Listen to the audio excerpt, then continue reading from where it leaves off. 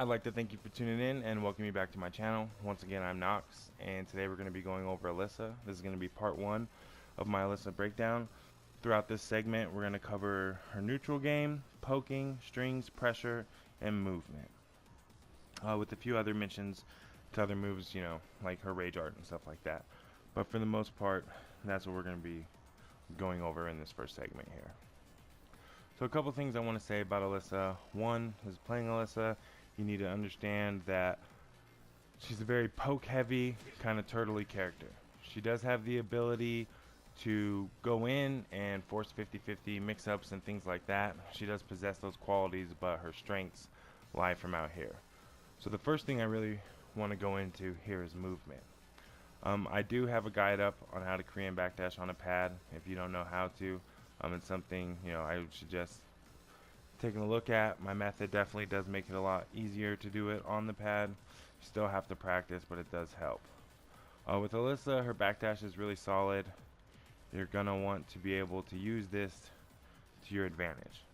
So you're gonna want to be able to do certain things and be able to, kind of backdash, keep that space for yourself. So movement with Alisa is very important. Sidestepping, she has a really good step. Maybe not the best in the game, but definitely one of. So her sidestepping is really, really good.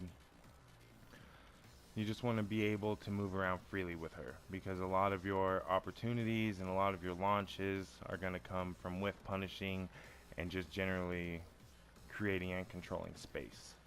That's really the game plan here with Alisa. So a lot of pokes, controlling space, forcing your opponent in to wanting to push a button or do something like that, and then they whiff and you punish accordingly depending on range and what have you. So again, definitely learn how to backdash. It's really important to her. Be able to move freely, not feel clunky about it. Good routine to practice your backdashing is practice backdashing 3 times, sidestep, dash forward, backdash 3 times, sidestep, dash forward, and just practice that using both directions of sidestepping. Shout out to my homie Crazy. He's the one that told me about this training method. It's really, really good. It'll help you be able to move and not feel so clunky. And again, if you're having troubles Korean backdashing, check out my video. There's some good tips in there to help you get good at it pretty quick. Still take some practice, but get good at it pretty quick. Alright, so there is going to be a lot of mentioning the frames in this video, so if you don't know, or throughout the entire breakdown and all the parts of it. So if frames is not something you're very familiar with, I would suggest kind of looking that up, getting more comfortable with it. I am going to be releasing a tutorial on how to read frames here shortly, but until then, definitely look into it and kind of do some research on how to read and understand it. So there's going to be a lot of mentioning to that in this video. Also, Alisa doesn't really get a lot from strings, so we are going to cover strings in this video, but that's not where she gets most of her damage. Most of your mileage is going to come out of your poking, not really strings. She doesn't get a lot of advantage from strings, so while there are some that we're definitely going to go over here, you want to focus more on her poking and spacing. So getting into her pokes, down forward 4, amazing. It's a mid, it's fast, it comes out in 12 frames. It's only -7 on block, which is really good. It's safe. It's +4 on hit, so that's really good. Down forward 1, down forward 1's really good. Comes out in 13 frames, only -6 on block, and it's +5 on hit. So another really, really good solid poke, mid poke. And she has down back 3. Down back 3 is a little slow, comes out in 16 frames, but it has really, really good range. So you can kind of get in there from pretty deep and annoy your opponent. And it is -12 on block, so it's not too unsafe. They're just going to get something like a Rising 4 for punishing you for it. And on hit, it's only -1. So it's really, like I said, really solid low. Really, really solid low poke. So definitely want to use that in your arsenal. Then we have down 3. Down 3 comes out in 23 frames, so it's on that cusp of like an unseeable low. So it's hard for them to be able to see her going low and react to it in time to block it. but it is negative 19 on block. So if your opponent blocks that and they know that it's launch punishable, they're gonna hit you hard for it. But keep that in mind. But again, down 3 being hard to react to is really good to throw out there, because on hit it's +8. So on hit, and it leaves you in your stance. So on hit, you have a lot of options, and you have frame advantage. So if they push a button for either of these options I'm doing right here, they're gonna get hit. So that's really good to create certain opportunities, to throw in your poke game, throwing it down 3. It also has a lot of range, and on counter hit, she gets combo from it. So really good move. Again, +8 on hit. It is negative 19 on block, but on counter hit, it does give you a full combo. So that's a really good move. Back one of my favorites with her. It's a mid, has solid range. It's fairly quick. It's 15 frames, only -5 on block. So again, safe, really solid low, and it's +8 on hit. It does leave you in crouch. So, I recommend just doing something like standing 4 after they get hit by it or something, but you could squeeze in something like a rising 2. And if they were to push a button, they'd most likely get hit by it. With a really, really solid poke, she has a few options from it because it puts her in crouch. She can go into a low right away, or you can do the while rising. She can also go into her grab from it. So definitely really, really, really good poke. Forward 2 is also good. This is the first hit of the string, forward 2, 3, 3. I don't really recommend doing the string, but the first hit is forward 2. It's really solid. It comes out in 17 frames, so it's kind of slow, but it's -4 on block. So if you mix this into your poke game and you throw a forward 2 in there on occasion, you're -4. They push a button, you can sidestep and launch them. Again, like we talked about earlier, sidestepping is very important for Alisa. So knowing things like this, like Alisa can sidestep off anything -4 or faster. Okay, she can sidestep off some things that are -5, but your opponent really has to be doing like a linear move, like back 1, for example. If you were to try to sidestep after that and they did something like a 1-2, they're gonna hit you. But if they did something like something linear, like for Alisa, like a standing 3 or something, you should be able to step that, as long as your stepping is on point. But at -4, you're gonna be able to sidestep no problem, and always remember to sidewalk as well. So you throw this out and they throw out a move, you can sidestep off it. And if they push a button, whoops, you're going to be able to launch them. So forward 2 is really good. Also, something worth mentioning is down forward 1+2. Down forward 1+2, it's pretty slow. It comes out in 18 frames, but it is a mid. So, and it does give that crumble stun. And she gets down 1 guaranteed if it hits. And it obviously puts you in your chainsaw stance, so you have the ability to go into chainsaw mix-ups from there. So that's really good just to throw out on occasion if you think your opponent's going to duck. It's a good move. Back 4 is a mid. It is part of a string. Back 4-3, which is natural. That's actually +6 on hit and only -11 on block if you do the full string. Back 4-3. But back 4 by itself will give this counter hit. Oops. It'll give this counter hit here, and she can get big damage from that. So if your plan is to use back 4 for the counter hit property, you don't want to throw out back 4-3, because that'll happen. It'll knock them back. So a couple things to keep in mind with just using back 4. That's 15 frames. Back 4 by itself is -13 on block. So definitely unsafe. So you want to be careful how you use it. You want to throw that in frame advantage areas. And it's -4 on hit. So if you're using just back 4, you only really want to use that off of something that's going to leave you at advantage, to where if your opponent pushes a button, you're going to get counter hit. If they don't, you're -13, and that's just the risk you take. If you want to make it safer, you do back 4-3. Again, it is natural. She can go into a chainsaw stance from it if you press 1+2. And it is +6 on block. So definitely decent, and only +6 on hit and only -11 on block if you finish the string. So that's really good. Her triple forward 2, really, really solid move. +5 on block. It is a high, so if your opponent knows about it, they can duck it. But you could do, if they're ducking it a lot, like say you're running in and hitting them triple forward 2 and they're ducking it, then you can do something like triple 4-3-4. and that's going to hit them, punish them for ducking, you know what I mean? It is natural, and it does hit tracking as well. And if you just do the first one, it's -4. Oops. So you can sidestep, you know, use it as like a sidestep setup as well. And if they push a button after that, you know, step them and launch them accordingly. So that's what you do if they're ducking it. A few things to mention, triple forward 2 is, again, it is +5 on block. So if they block it, you definitely at advantage. If it hits them, you get forward 1+2 guaranteed for 50 damage, which is really solid. But you can do this instantly. The thing to remember when doing her triple forward 2 is you don't do forward forward forward +2. You want to do forward forward forward and hold forward, and then the 2 can come out whenever. It's not really important. The important thing is the triple forward and the holding of forward. So to do it really close to someone, you want to be able to do it really fast, but hold the forward and press 2.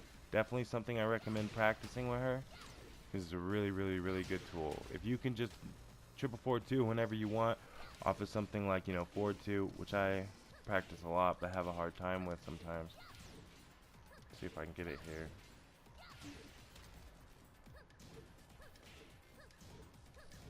No, haven't. So again, you know, it's definitely not an easy thing to do. I'm solid at it from around, you know, like this range, but when I get closer, it gets a little harder. So just practice. Just remember, the key to practicing triple forward 2 is forward forward forward, hold forward the 3rd time, and then just press 2. Don't try to do forward forward forward +2, because if you do that, it's going to be a lot harder. So you want to do just like I said, triple forward, hold forward the 3rd time, and press 2. Really, really solid move for Alisa. Definitely want to use it. Also, back forward 2 is her armor move. It has good range. It is 16 frames, so it comes out in 16 frames, so it's pretty quick. Really good whiff punishing tool from around this range. If they push a button, you know, you're not close enough to be able to launch them with any of your options, but back forward 2 is going to hit them. So that's really good. And like I said, also it's an armor move, so you can mix that into your poking, and if they push a button, they're going to get hit. Her while standing 1+2 is really good off of something like back 1. You can go right into it. It does hit tracking. It's fairly slow. Well, it's actually really slow. It's a 20 frame move, but it's only -8 on block, so it is safe. And on hit, it gives knockdown. And you can get something like, you know, throw out like a down forward 3 after that, and pretty decent. A lot of people aren't going to get up and block that, and then you'll have advantage you can build for yourself. Also, while standing 4, really, really good poke for her. It's 11 frames, so that's going to be kind of your go-to while rising punisher. It's her while standing 4. It's only -5 on block, and it's +6 on hit, so you can, you know, kind of start pressure if you see they get hit by that. So that's really good. Standing 4, obviously magic 4. Really good move. Comes out in 13 frames, only -5 on block, so it's safe. It is a high, so you want to keep that in mind. They can duck it, but you know, you throw that in off something where you know you have advantage, they're going to get hit on counter hit, and you're going to get full combo. So standing 4 is really good. Also, forward 1+2, super solid move. It is unsafe. It's -12, so it can be punished. But it's 14 frames, so it's one of your 14 frame punishers, and it is +7 on hit. So on hit, she can definitely create a lot of opportunity for herself. Also, if you press 3+4, she can immediately go into her stance off of this. So it's something to keep in mind. And if you press forward 3+4, she can go into chainsaws while flying as well. Super solid move. Definitely want to use it more for, you know, whiff punishing. It's really good for whiff punishing, and it's good for punishing those, you know, 14 frame things that are -14 that are, you know, a little bit further out of range where that doesn't hit. So, and because it is +6 on block, on hit, you can start advantage from it, and you can go into your stance, and something like that's going to be really hard to block. Right, nextly here, I kind of just want to cover strings and pressure. Again, like I was saying earlier, Alisa doesn't really have a lot of strings that are going to leave you at advantage. But there are some things I do want to mention. 1-1, obviously really good. It's your 10 frame punisher. It's only -3 on block, so you can sidestep after it. and on hit it's +5. So that's really good. On counter hit it does knock down, but on hit it's +5.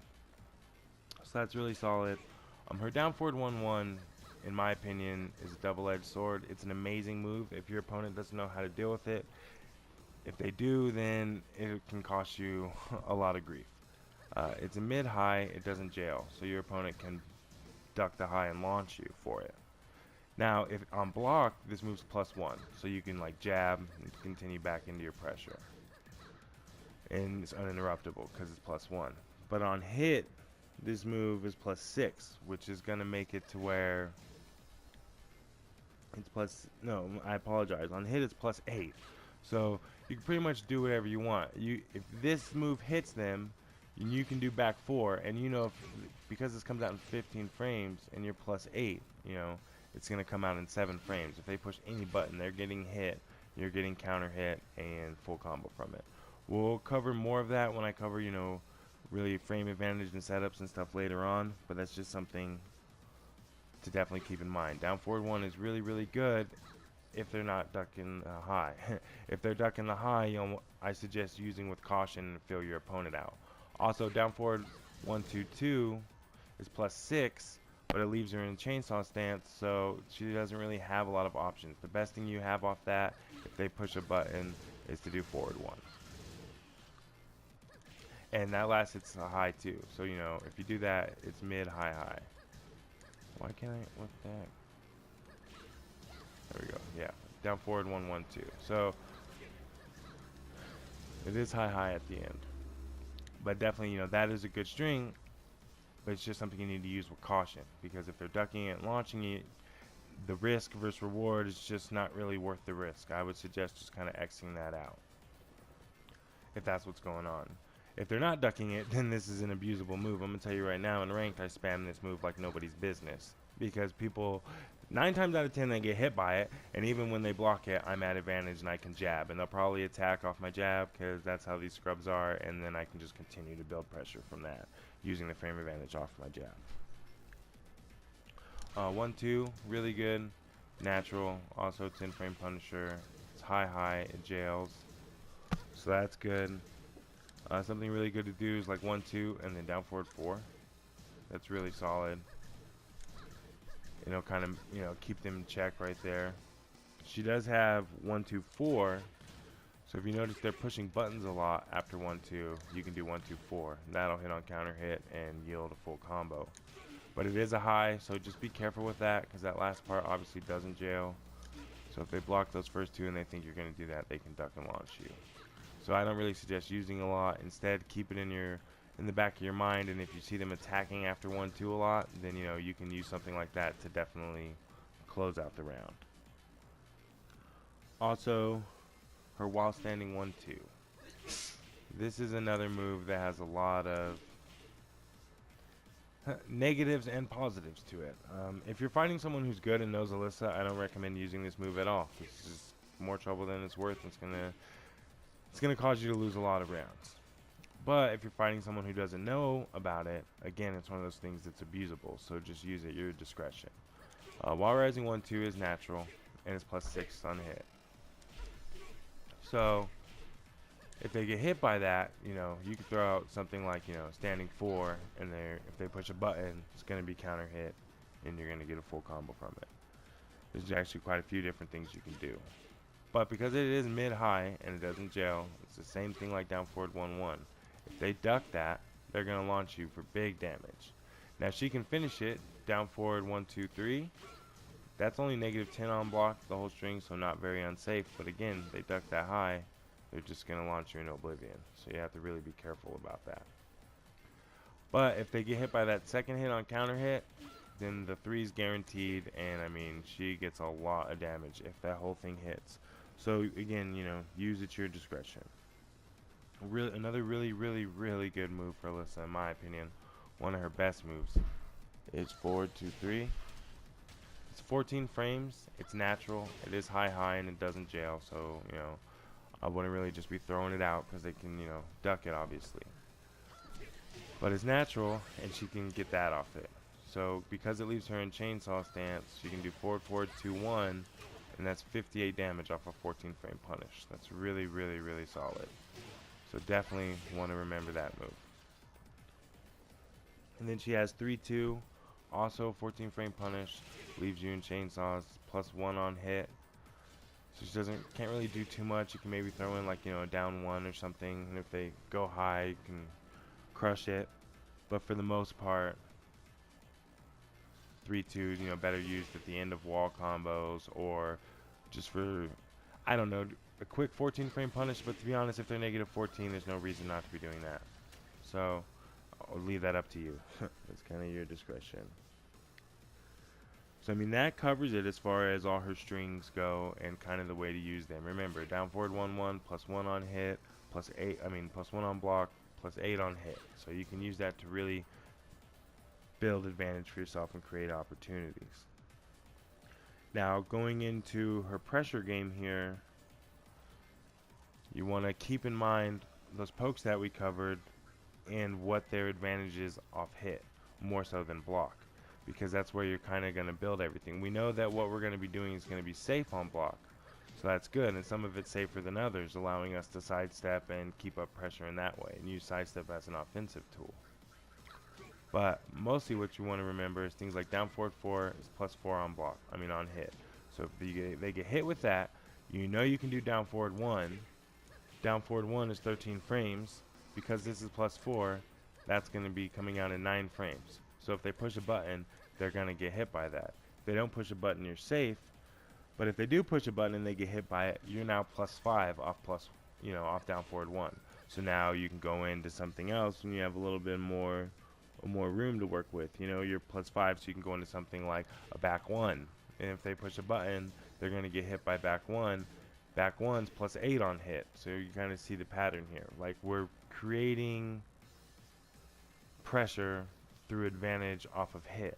And off of block, we know we just do things like that. Like if they block back 1, just do standing 4.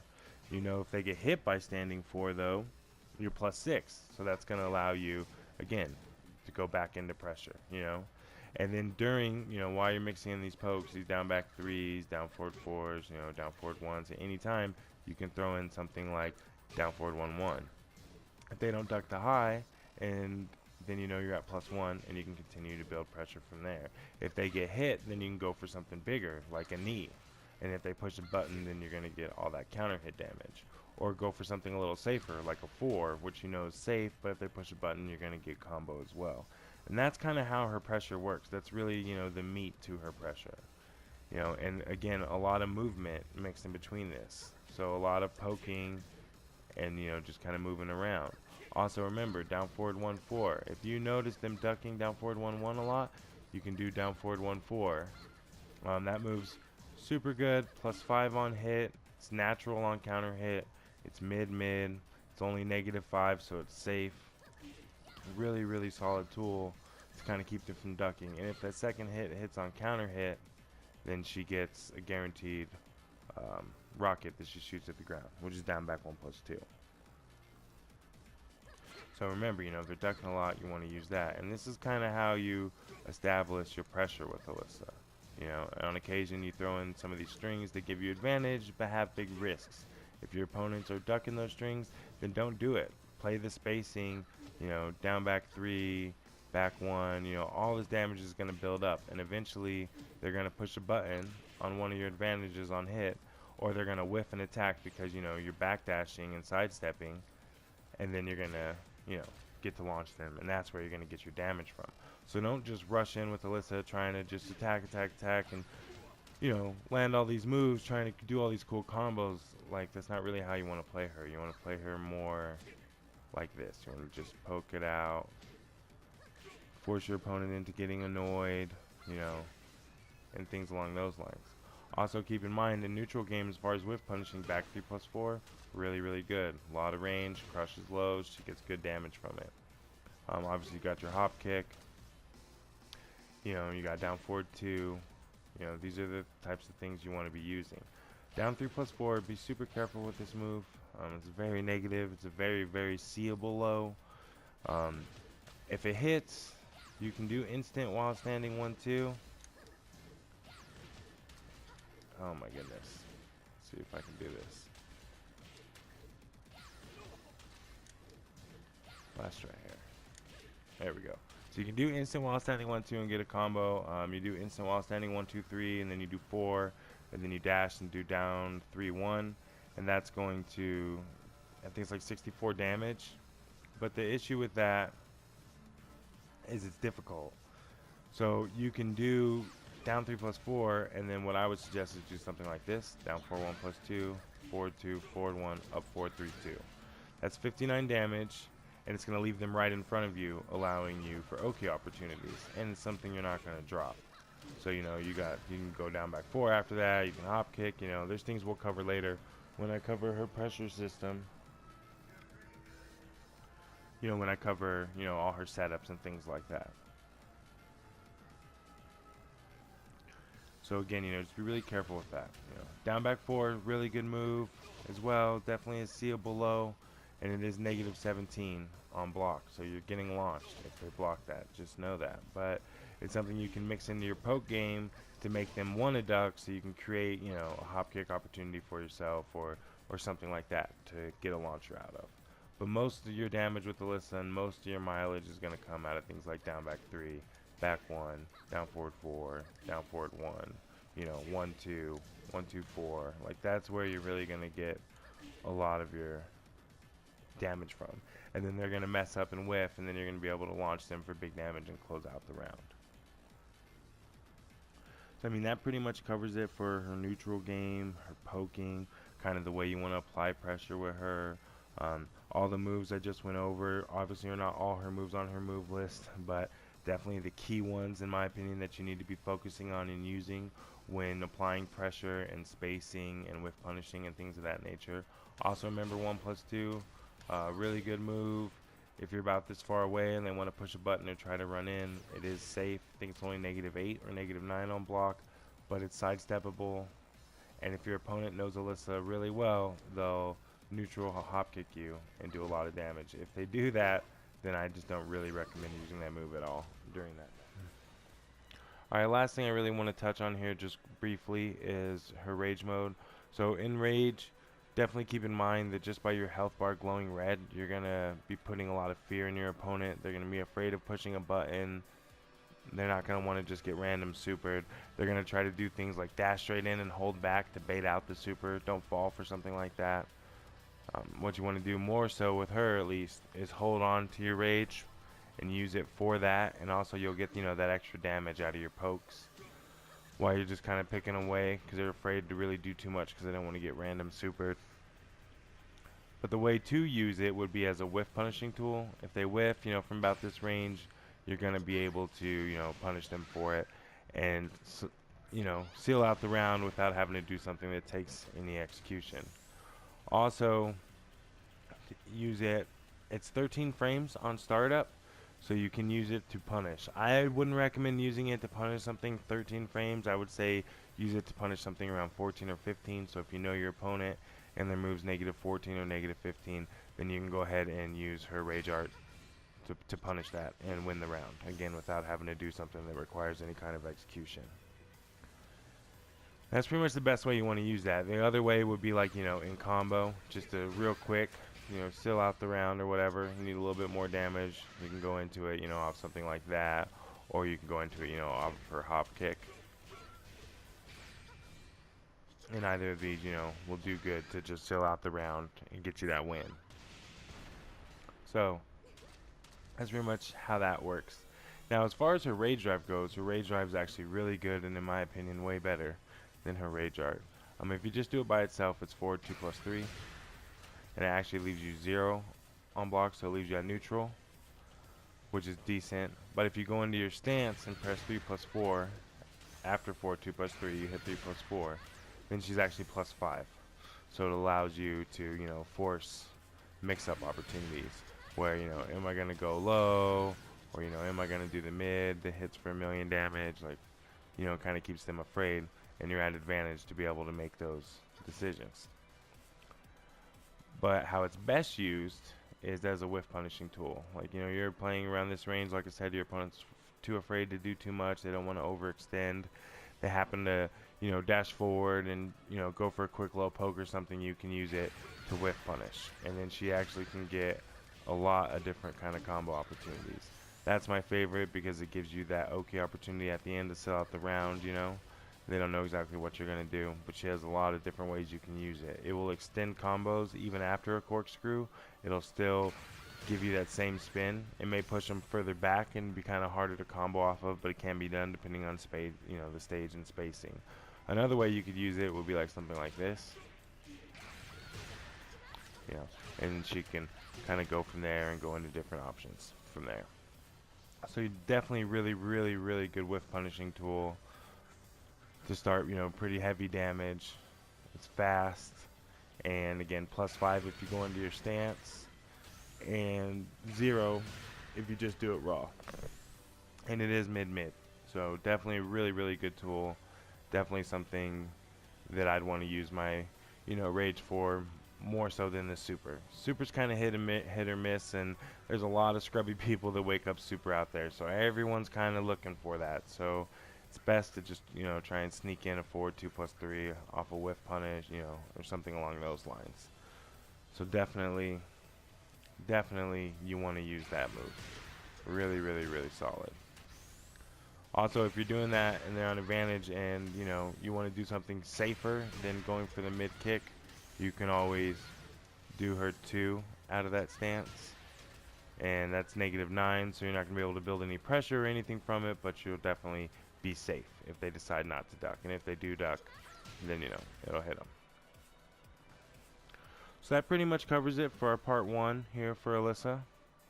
Definitely stay tuned. We'll have part 2 coming soon. If this helped you in any way, please leave the thumbs up on the video. Also subscribe. A lot more content coming in the future. Feel free to leave a comment if there's a question you have or something you need explained a little more thoroughly. Leave a comment. I'll absolutely get back to you on that. And I'd like to thank you again for watching, and we'll see you again next time.